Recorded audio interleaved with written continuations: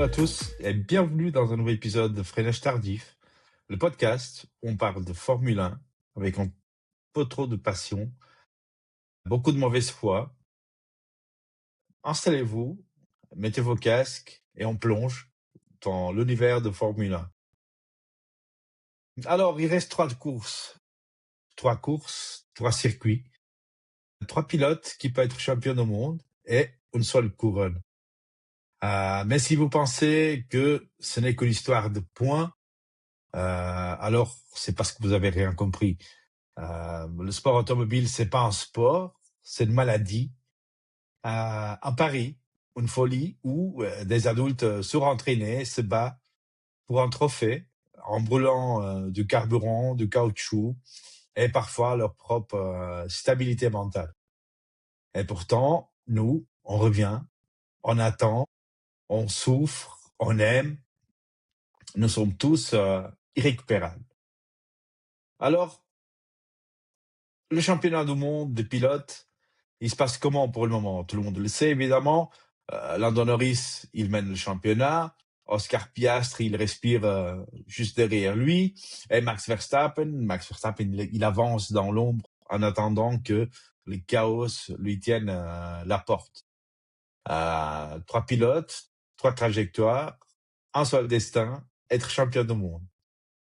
Et pendant ce temps-là, Khalid, évidemment, il joue que tout va se jouer au Qatar à cause de la pression de pneu arrière gauche sur le tournant numéro 2 dans le secteur numéro 1 à cause de la température.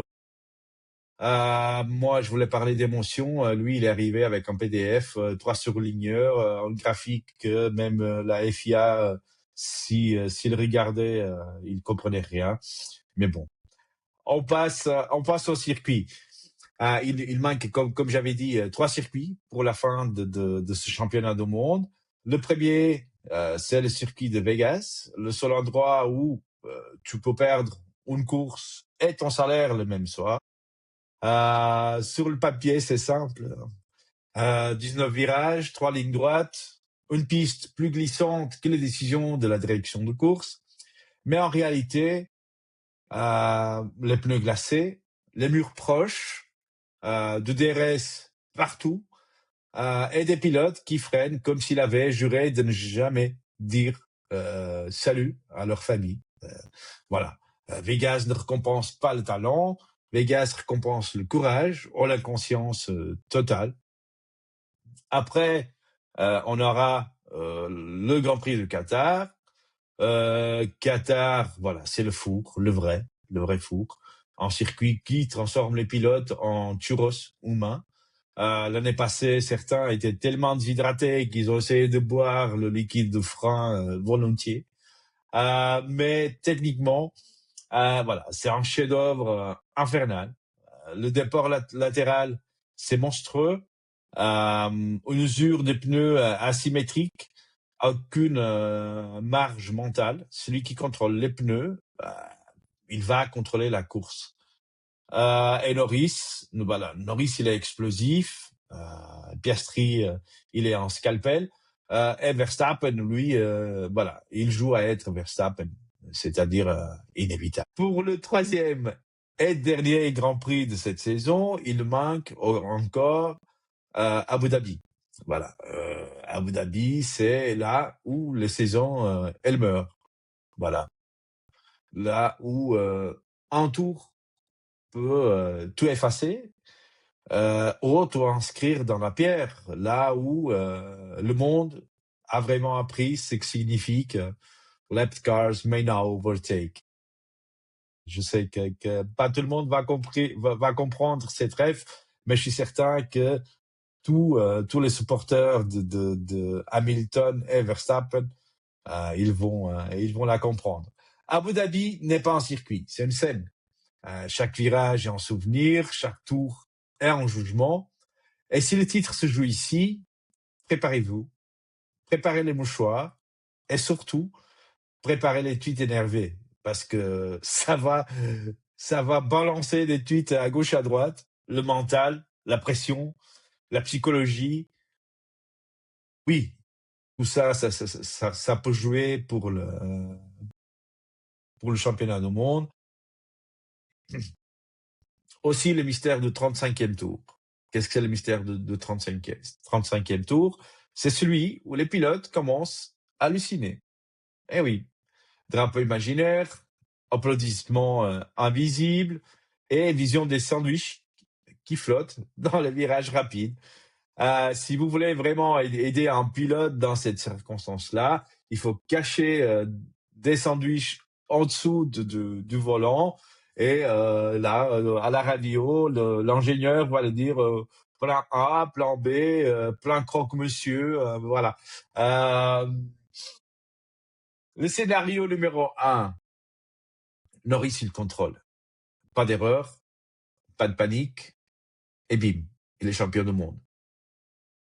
Scénario numéro 2, Piastri joue l'attentisme chirurgical, il gagne au moment parfait, Norris, il commence à s'en douter, et le titre se décide dans le dernier virage du dernier Grand Prix à Abu Dhabi. Voilà. Scénario numéro 3, les chaos. Les chaos. Safety car, drapeau rouge, pluie, un incident improbable, Verstappen qui surgit comme un rappel de karma sportif, et bim, on a un nouveau champion du monde. Et le pire, c'est que les trois peuvent arriver maintenant sérieusement, et peut-être même tous en même temps. Tous les trois peuvent être champions du monde, tous les trois peuvent sceller leur destin au prochain Grand Prix, dans 2, ou seulement au dernier, on ne sait pas. Ce qui compte à la fin, c'est que ce n'est pas l'aéro qui va décider, c'est pas le DRS, c'est pas la télémétrie. Non, c'est l'humain. C'est un humain dans une machine, posé sur le fil, on souffle de l'erreur, un freinage trop tard, un apex manqué, un pneu qui lâche, une voix qui tremble dans la radio. Et c'est là, exactement là, que les titres basculent, que les légendes se forgent et que les carrières s'écrivent au millimètre. Oui, ça va être intense, ça va être fou, ça va être injuste pour quelqu'un d'entre vous, ça va être magnifique pour des autres. Voilà, on ne sait pas comment on va finir cette saison. Et peu importe qui soulève la coupe, le vrai spectacle sera de le raconter. Et ça, c'est notre job. Je suis Armando. Khalid, il est probablement en train de mesurer un écrou avec un pied à coulisses. Et ceci, c'était Freinage Tardif.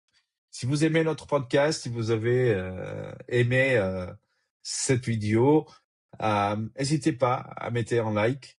Abonnez-vous. On a besoin de votre soutien pour pouvoir continuer à faire ces petites vidéos, nos podcasts, vous informer, vous faire rire, j'espère, un petit peu quand même. Donc, abonnez-vous, partagez, et je vous dis à vendredi pour une avant-course de Vegas. Allez, tchuss!